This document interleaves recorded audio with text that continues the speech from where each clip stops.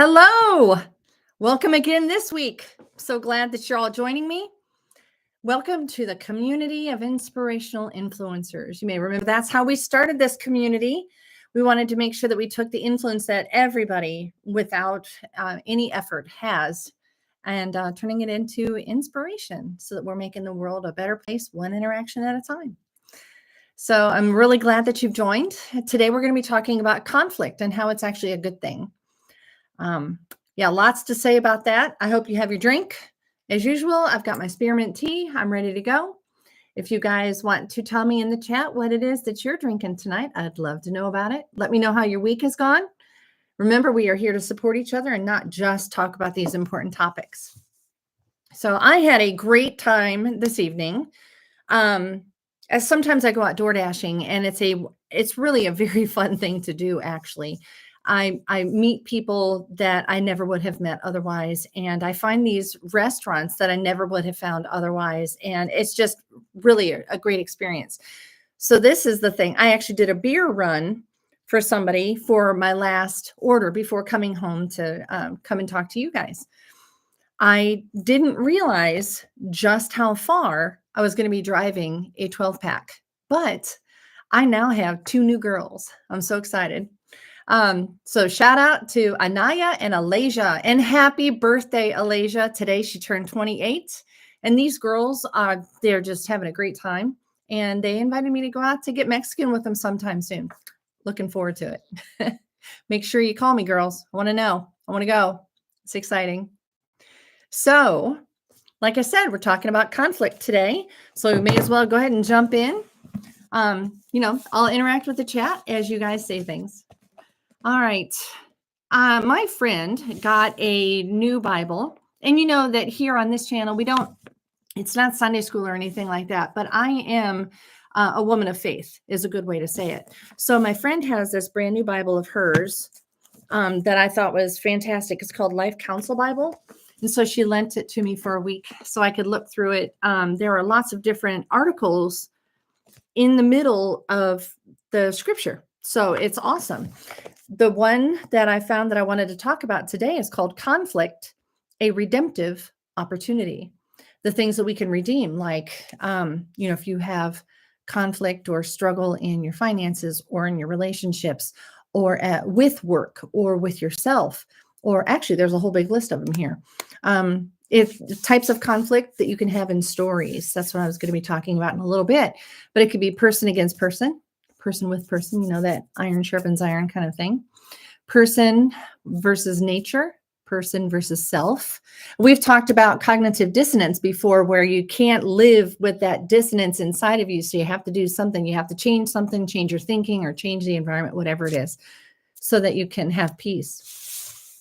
And another thing, making those habits. I do not have Atomic Habits nearby, but that is an excellent book for learning how to set up your life for success. I don't care what it is that you're trying to improve in your life.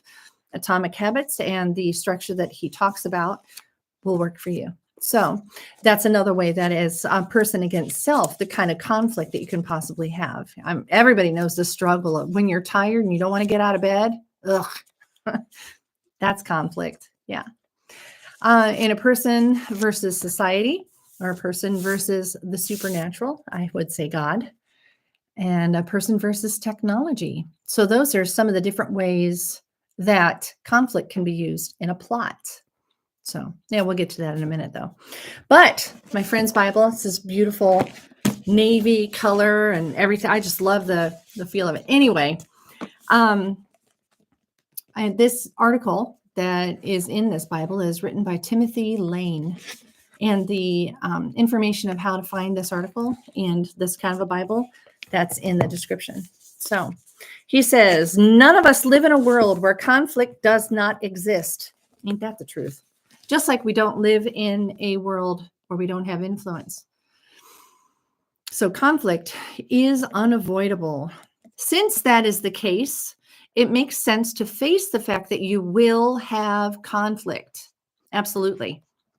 I spend a lot of my time alone with my books, in my car driving around or whatever. even then that's when a lot of things come to surface that I need to deal with.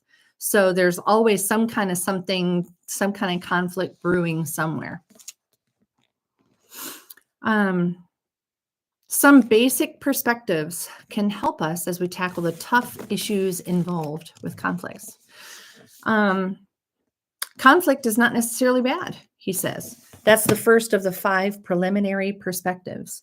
And I remember hearing, maybe you know Michael Jr., who is a comedian, and he's a speaker, and he's an author, and he and his wife actually even wrote a curriculum for funny how, I forget how it is, but anyway, you can look it up. Michael Jr., I think just .com or something, but they came up with a curriculum. So I heard him talking one time. He uses humor to break down defenses for an audience, and then he will throw in some pretty good truth along with it. What he says, and it stuck with me, is push into the conflict. If you have conflict in some place, don't just shrink back and ignore it and try to run away from it. Conflict, if you sit there in it long enough, figure out what's wrong, what is it that's causing the conflict, what you can learn from it, how you can grow from it, how the relationship can grow from it, or how you can improve yourself for the future. That's good stuff. So like it says, conflict is not necessarily bad.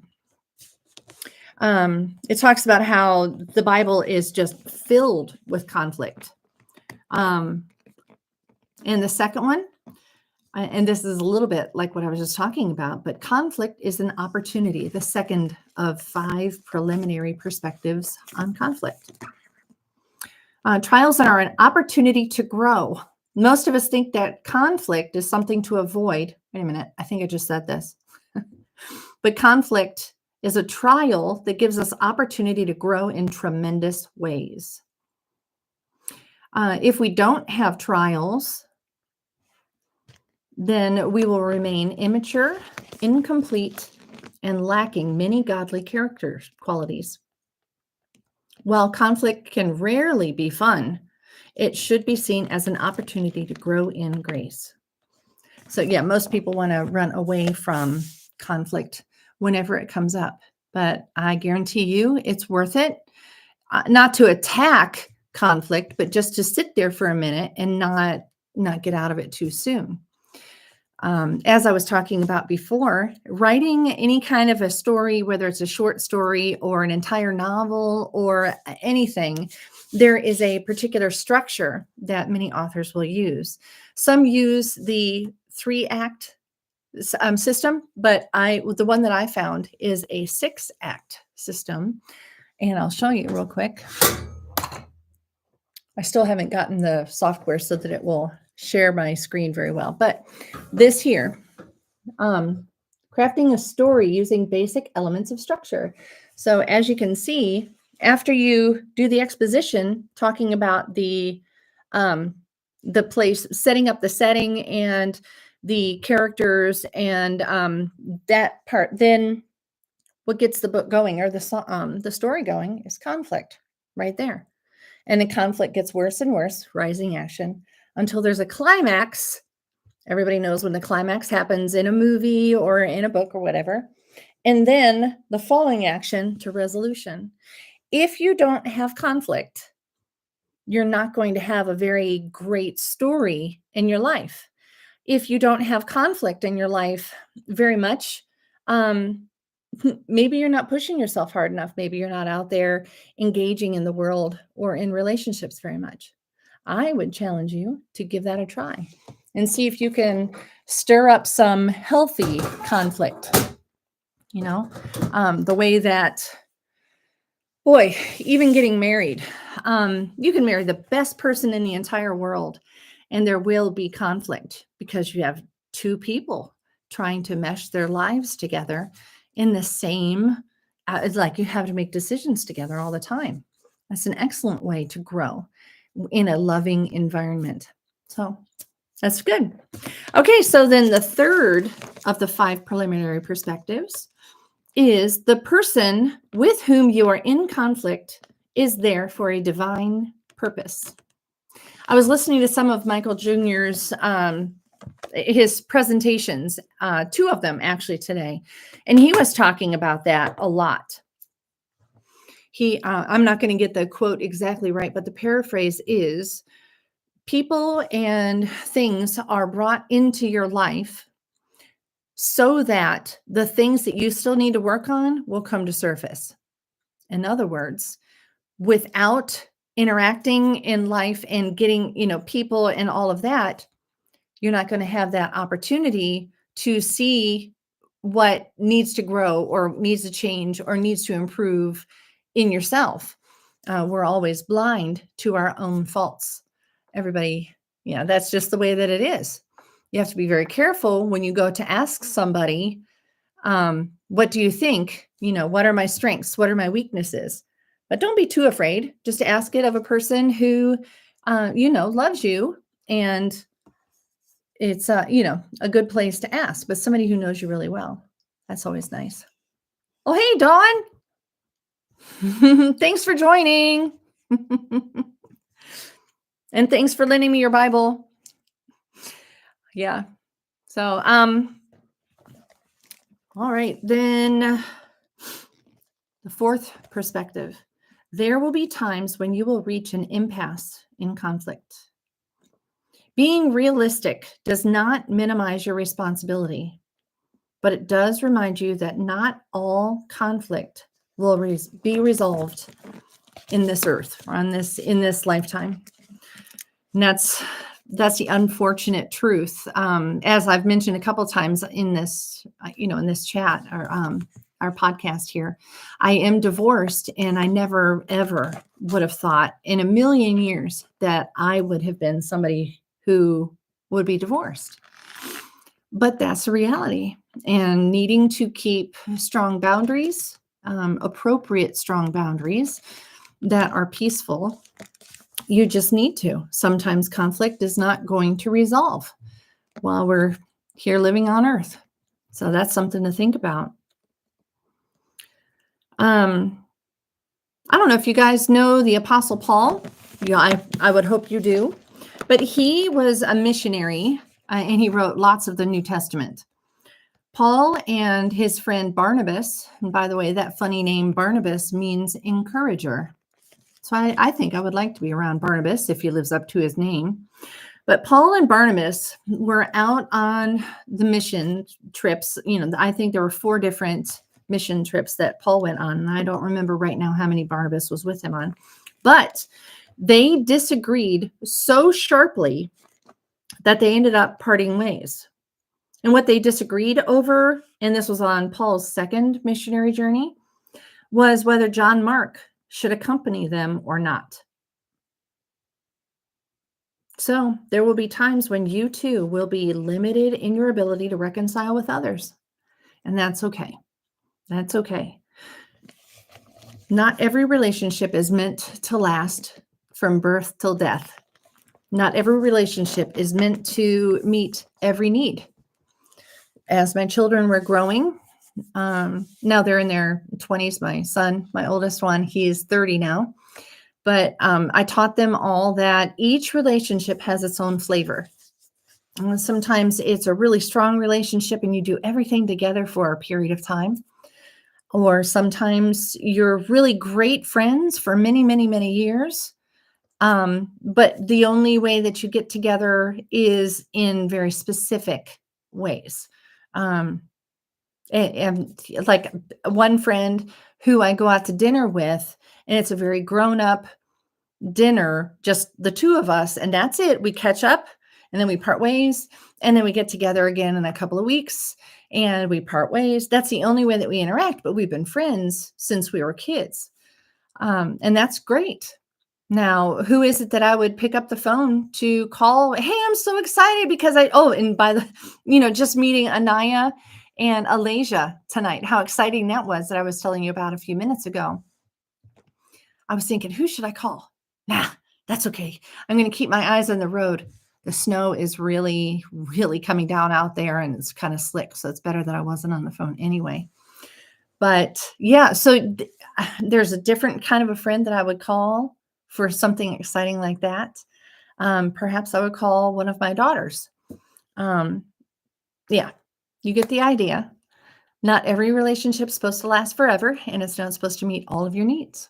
That was a conflict that my ex-husband and I had when we were married.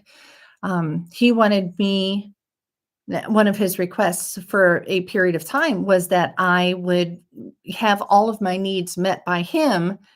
But part of that problem was that he was out of town all the time on work. So what are we going to do?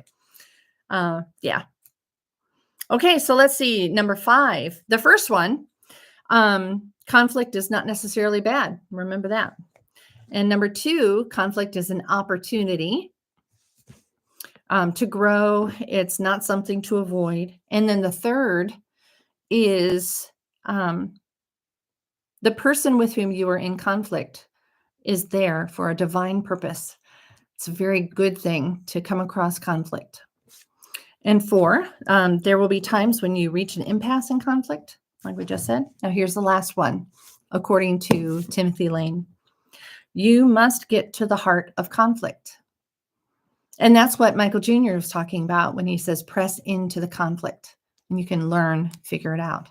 He has a really funny story that he tells about that, and I'm not going to butcher it, but if you're interested, just go on YouTube and see Michael Jr., Jr., and put in press into the conflict, and it'll come up. But what Mr. Lane is saying here, without this emphasis of getting to the heart of the conflict, you minimize the conflict, settle for quick solutions that don't last, and avoid the hard work of godly self-examination where you need to grow. When you stay on the surface and avoid looking honestly at yourself, you bypass the centrality of your need for grace. One thing that I said I wasn't going to butcher his story, so I'm not even going to try. But one thing Michael Jr. got into a pretty big conflict, and he said that he never gets frustrated. He just never really has much conflict because they, in their marriage and in relationships that are close, have learned to resolve things rather promptly. And I agree with that. After an exuberant marriage, let's call it, I would have to feel the same way. I have no interest in fighting. I have every interest in negotiating and talking and hashing things out and pressing into whatever conflict that feels like it's coming up. But yeah, this one particular time, he was just, his blood started to boil. And his wife said, okay, you two, you just need to back off, take some time. And so Michael Jr. went off and talked to his wife about the situation. He was like, can you believe this person said this about me and blah, blah, blah, blah, blah. And he said, you don't think that it's true about me, right? And she said, well, see, a loving wife who's willing to speak kind truth. So he was just too frustrated about the whole thing. So by the time he woke up, he prayed about it and he was like, God, what is this? And so God showed him that, something from his past actually was boiling to the surface. Somebody who was just treating him terribly for 4 whole years. A person in authority was treating him terribly for that many years. And he was still trying to prove himself. So without that conflict, he wouldn't have had that opportunity for growth. And that's what I'm talking about. I think it's wonderful to have some conflict and be willing to push into a conflict. I have a hard time being very close friends with people who don't want to talk about anything ever, or people who explode and disappear. I had that happen kind of recently. And I know that was a situation that was unfortunately true for many families, just a couple of months ago. Hopefully things are resolved, with regard to the inauguration or, the voting situation and all that for the president. It's just not worth it. Lovingly lean into conflict and see if you can figure out what's wrong. If it's something boiling to the surface that you need to work on, that you need to fix, do it.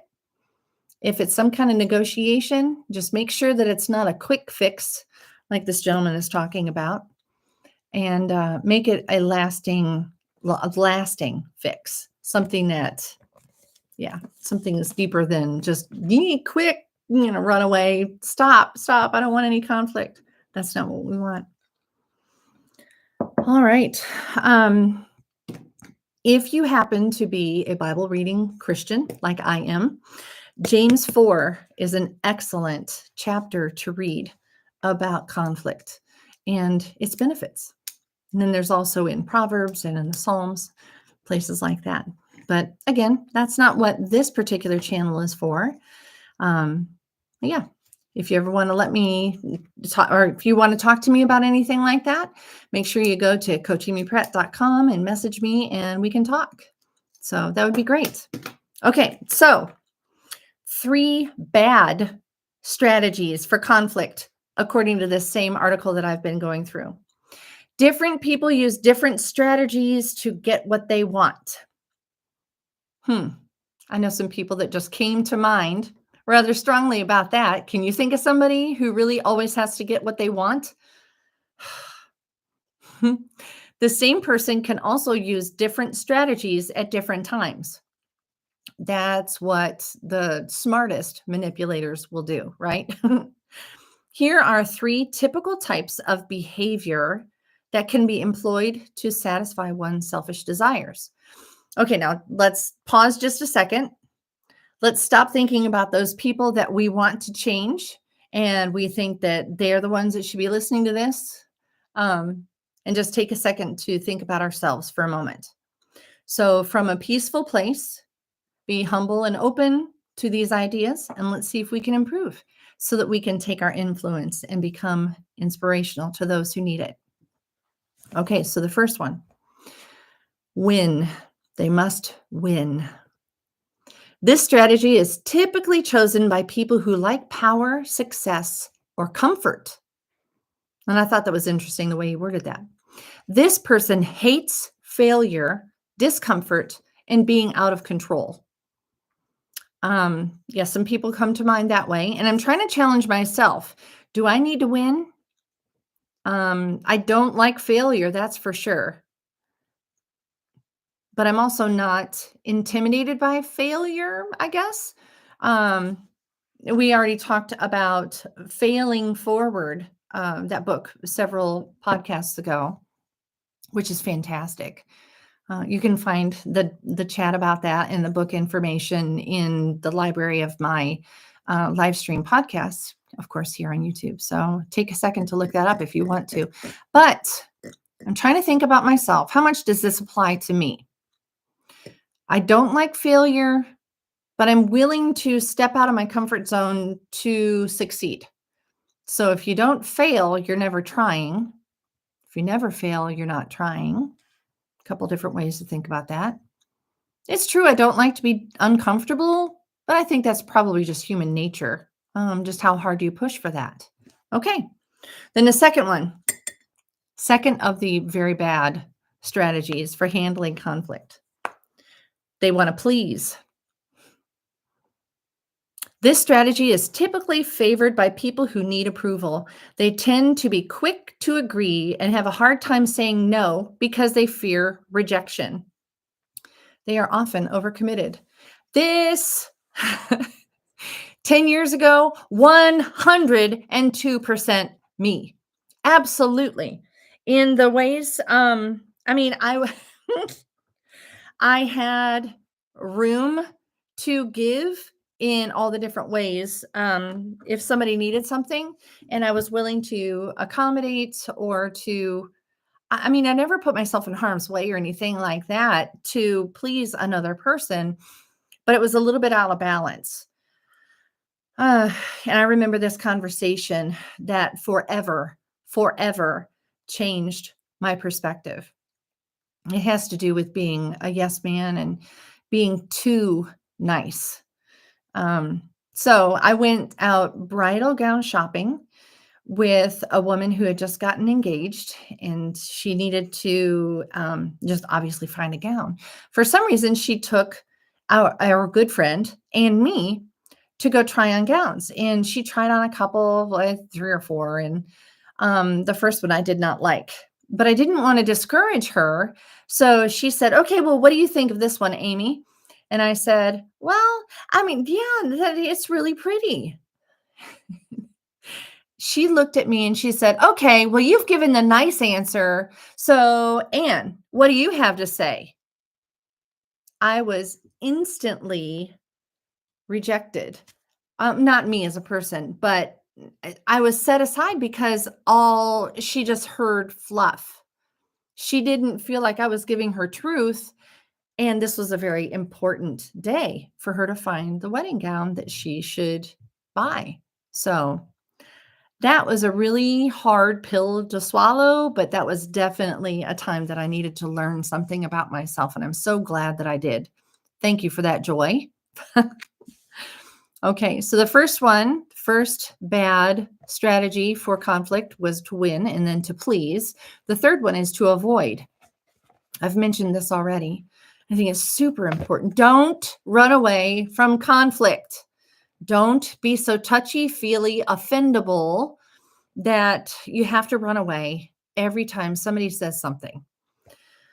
This strategy is typically used by people who want approval or comfort. Living alone has benefits for this person. I'm not living alone because I need to avoid people. No. I bring people into my house all the time. And I go out to find people. So no. This is not me.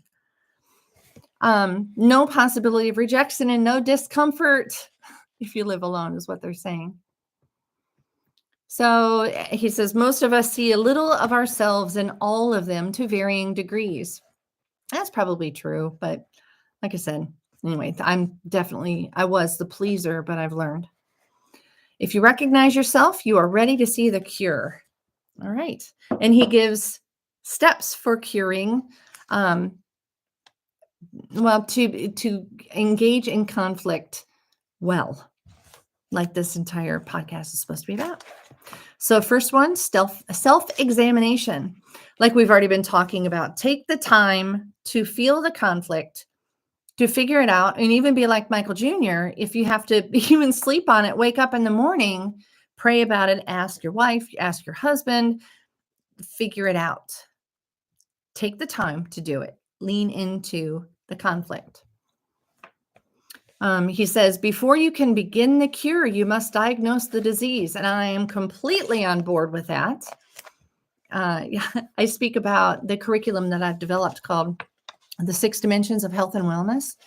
And the first dimension of health and wellness is emotional wellness. It's extremely important. If you're feeling something, it's a whole big, long discussion, so I won't go into the whole thing here. But if you learn that a particular emotion feels a particular way in your body, and you feel that in your body, then you're like, wait a minute, stop. What is this? Figure it out. Just like he's talking about with conflict and handling it well. So the self-examination. So, check your heart, your emotions, and your behavior. Are you acting the way that you want to? Are you treating people with love? Are you inspiring them? Are you leaning into the conflict? Okay.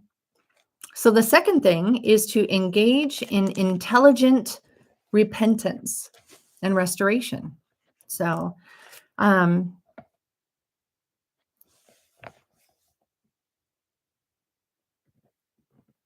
there's lots that he is saying about that. What would you have to say?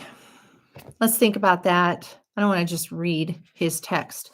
Engage in intelligent repentance and faith and restoration. Really, if you're talking about relationships and stuff, think about it.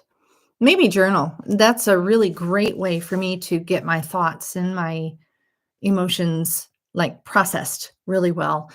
And I'm able to see relationships waxing and waning as they're designed to, or as conflict arises and that conflict is not handled well. So, yeah, just do it with intelligence. Yeah. Okay, the third step, consider the other person. Empathy. There is a book that I read as part of coursework for my master's that was in human services counseling. And it's called Cultural Humility. It's a compilation of many authors, and it broken down into different subject matters. So each chapter is, I don't know, 4 or 5 essays, something like that. And the whole thing is called Cultural Humility because you need to be able to see things, like slow down enough, open your heart enough to recognize that other person's perspective. What's going on? Like Michael Jr., he was livid with this person that he was in conflict with. But then he realized it was actually himself rather than digging into her. But yeah, what do we need to learn about the person? This, I think, is where understanding personality traits and the different personality profiling systems really works well. I know some people just roll their eyes when they hear those psychology type things, and of course, it's one of my passions. But the more I dug into personality profiling, and Myers-Briggs, the Enneagram, even all the way down to a workplace personality with Clifton's Strength Finders or the DISC profile system, they all come at personalities from different directions.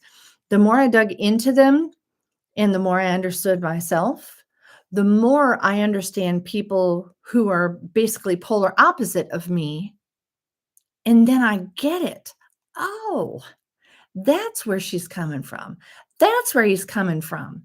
They're driving me crazy until I realize. Once I realize, I can think, okay, if they have that personality, then I'm able to see it much easier from their perspective. Yeah, you need to be very careful about not being blind to your neighbor and trying your best to have a pure heart. Not wanting to offend, not being offendable, just relax, right? And step 4 is something that we've kind of already talked about, is move toward the person in love. Now remember, as a divorced person, I very much understand that sometimes you just need boundaries and they need to stay in place. And it's sad, but again, not every relationship is meant to last for the entire life. So, okay. Deep and thorough repentance for that person in the conflict will take you out of the center of things and enable you to see those around you, just like Michael Jr. did. See your faults, do your best to fix them, to do a 180 on that attitude or that behavior, and step toward the other person in love. He says, warn those who are idle. Love warns someone when there are patterns of destructive behavior that involve obvious violations of the way that God has the world set. There's just realities in this world. So paying attention to that. Comfort the discouraged. Earlier today, I was starting to feel really discouraged, pretty frustrated with certain things that are coming to a head that I just, I couldn't, it was just discouraging. If I could, I'll just leave it there, I suppose. But then I had this wonderful opportunity to make the longest beer run I have ever made in my whole life and meet Anaya and Alasia. Happy birthday, Alasia, again. That was so encouraging to me. They were so energetic and they were just really super happy. Of course, they were celebrating Alasia's birthday. Don't worry if you are discouraged. If you're the one who's discouraged, reach out, keep moving, pray, find encouragement yourself. If you're struggling that you don't have a place that you feel like you can turn, again, contact me, coachamypratt.com. Go to the contact tab, okay? And we'll talk. I'm pretty good at it, I hear. So, yeah, let's talk. Find out how we can encourage you and empower you and inspire you and get you back up on your feet again. Being discouraged is very heavy. That the movie, I don't know why the name of the movie always escapes me. Christmas time, the gentleman wants to jump off the bridge because things have gone so terribly wrong at work and he's going to end up in jail, that kind of thing.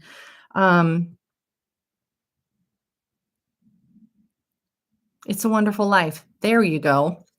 It's a Wonderful Life, where he gets super discouraged and you hear the angels talking about him before they send Clarence down to help him. And yeah, they were talking about how, did something go wrong? And said, no, he's discouraged. Oh, and realizing just how heavy being discouraged can be. But you need to be part of a community, and that's what I offer, and the people that are here offer for you. So join us every time you get a chance. Okay, so then also help the weak. Oh, yes, that is super important. It's not just helping people who are less than you, but it's more like strengthen yourself and have this continual personal growth system set in your life using the 6 dimensions of health and wellness. And that way, just your fortitude, your strength, your stories about how you pursued whatever your goal was, and you made it through the conflict or the struggle or the debilitating time or even discouragement. Boy, that just even that by itself exudes that influence in a positive way to people around you. That is the best and the first way that you should help the weak. People who are so, whatever life is doing to them to beat them down, that's what we're talking about. Bring health and happiness, and I mean, don't overdo the happiness if somebody is down, obviously, but encourage. Be there to support and hold somebody's hand or hold them up while they go through difficult things. Be patient is another one that he's talking about. Real love is persistent. That's a hard one sometimes.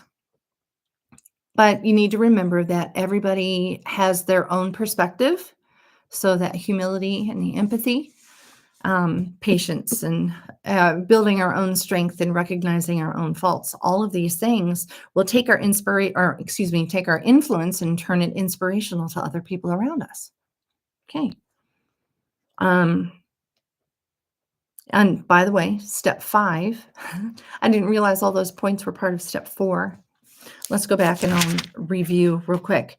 So the cure, or the best way to handle conflict, according to Mr. Lane's article.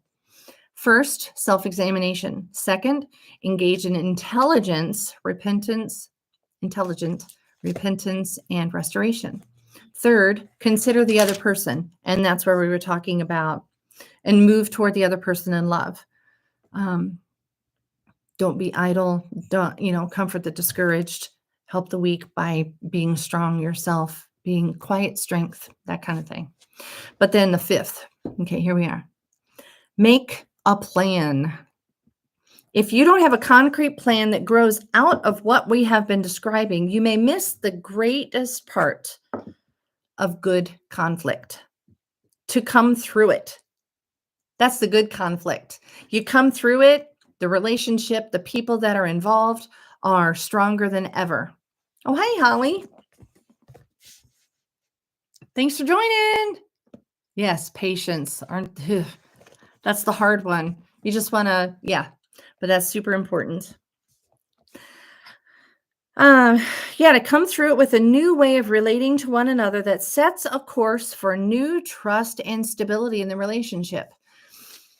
I'll keep reading. Here are some recommended actions. First, understand the problem.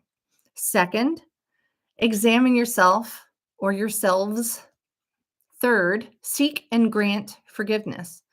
Don't offend. Don't be offendable. All right. Fourth, explore possible solutions. Fifth, implement a solution. 6, evaluate the plan. And 7, agree to get outside help if needed. Marriage counseling is not so bad. Go. It's fine. It's not going to hurt you. It's not going to, no, the therapist, if they're good, they're not going to side with either one of you. They're just going to let you air things out and be able to, boy, if you just take the time, okay, another step back. Life coach here.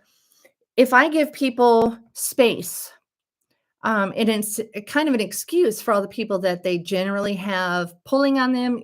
Most of the people that I coach are caregiver types, where they're constantly giving, and rarely does somebody take care of them. So having that space to just talk, they end up talking. And if I ask pertinent questions occasionally that are not guided questions, not trying to get them to say what I want them to say or anything, because that's not good. But if I push into something that sounds like, wait a minute, there's something there, then they end up figuring out their own situation, which is great. So that's basically what outside help is for, whether it's coaching with people like me or going to a therapist or marriage counseling, all of that. Okay. All right. Conflict is rarely fun, but conflict done well can be redemptive for us and for those in conflict with us.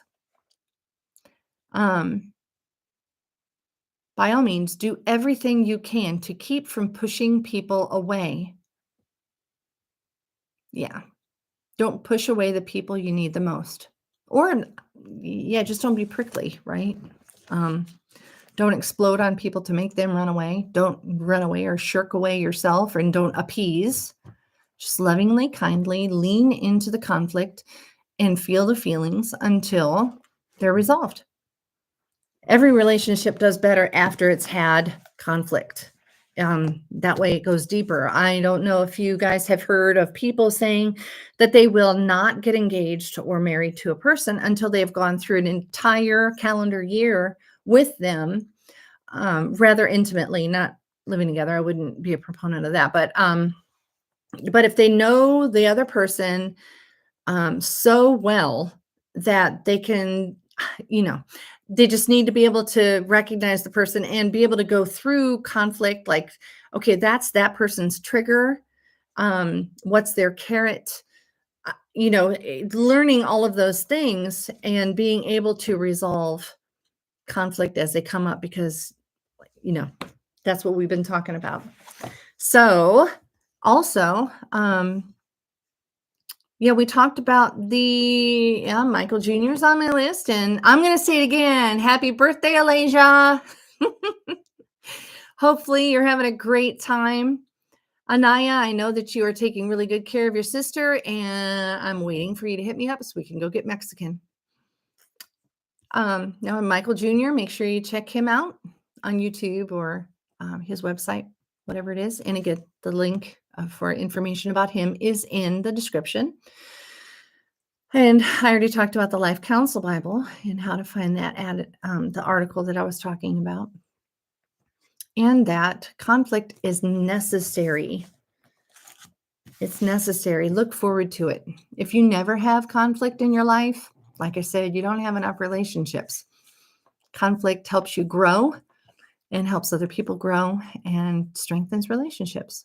So, all right. And if you ever wanted to write a book, I loved this. As you guys know, I'm slowly, very, very slowly writing a book. Actually, one is permanently on the proverbial shelf until I can get the other one done. But I'm always looking for writing tips, ways to get started really quick, because my life is so intensely divided and each part is very intense. So it's hard for me to shift into writing mode immediately. whatever. So I look for prompts and things like that. But here we go. There is a website called writingworkshops.com. And that's where I found the 6-step or 6-act writing process, by the way, the storyline. Yeah, you can find that also in the description, of course. But they quote Robert McKee. He wrote the book called Story, Substance, Structure, Style, and the Principles of Screenwriting. So in that book, he writes, true character is revealed in the choices a human being makes under pressure. The greater the pressure, the deeper the revelation, the truer the choice to the character's essential nature. And that's a nod toward what I was talking about being with a person for an entire year in a romantic relationship before you're willing to get engaged with that person. So that's really exciting. And we talked a lot about conflict. Do you guys have anything that you want to say about it? I'm ending a little bit early. I think that was really good stuff. Super important to remember how to handle conflict and to look forward to conflict because it will grow us. Oh, I forgot to. There is a gentleman named Brent Detweiler who I think he's a preacher, but he has a list of 50 fruits of pride. And I had saved that on my laptop for something. And let's see, I think it was number 42. Nope. Let's see.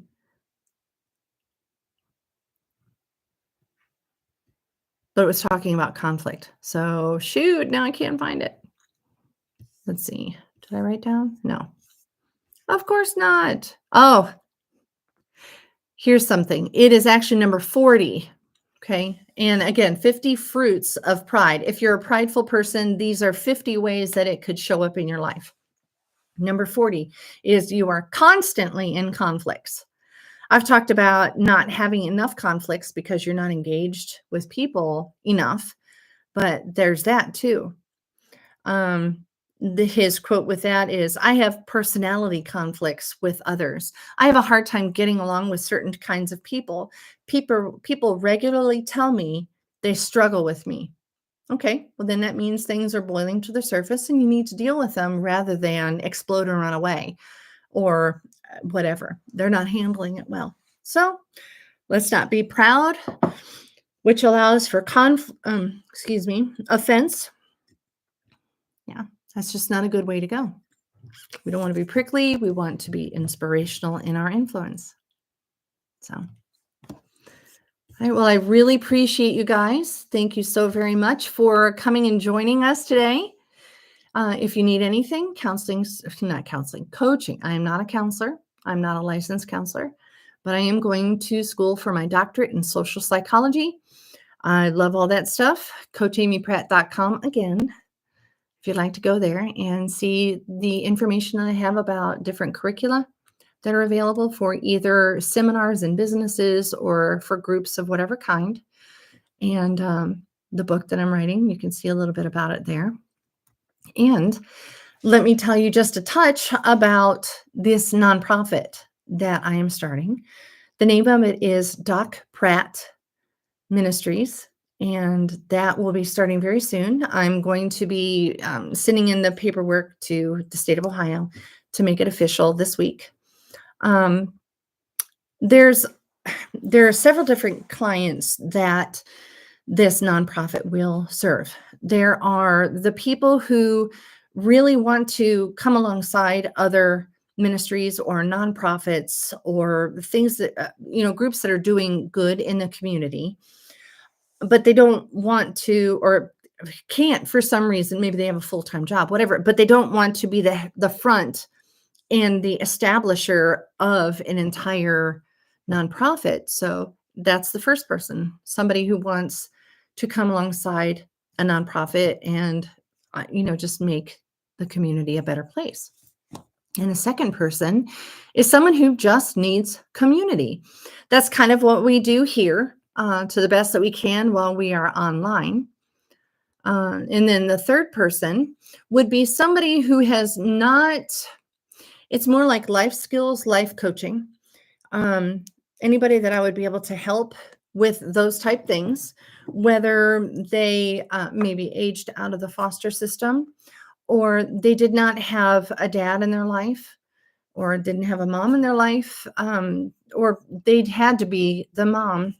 They had to assume a lot of responsibilities as they were growing up because things were dysfunctional at home. Whatever the case, that is another client that I would like to have this nonprofit help. So there's life coaching, which is the coachamypratt.com section. There's the Amy C. Pratt, which is another, amycpratt.com. That's where the books and curriculum are starting to be written. And then also the ministry part of it, the social get together, people, let's build community, and we will come alongside other nonprofits to support each other whatever way we can.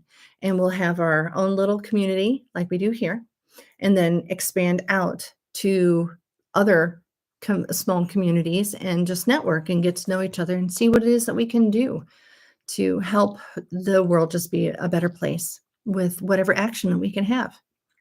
So the website, it'll all still be, as far as I know, coachamypratt.com. And then I will have a link from that to DocPrattMinistries.org very soon. So more to come on that.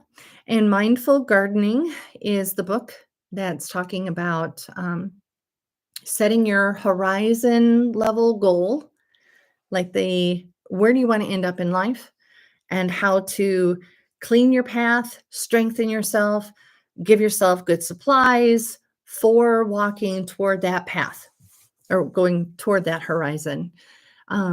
Yeah. So look forward to that, and I'll let you know everything I can as soon as things are available. But you are a very special person. You are loved. You are important. You are built exactly the way that you are supposed to be built. And you need to celebrate that and have relationships that are healthy, and just really love on yourself in the right way. Love on others in the right way. And we'll see you next Sunday. Thanks so much for joining. Bye. Have a good week. Thank you, Holly.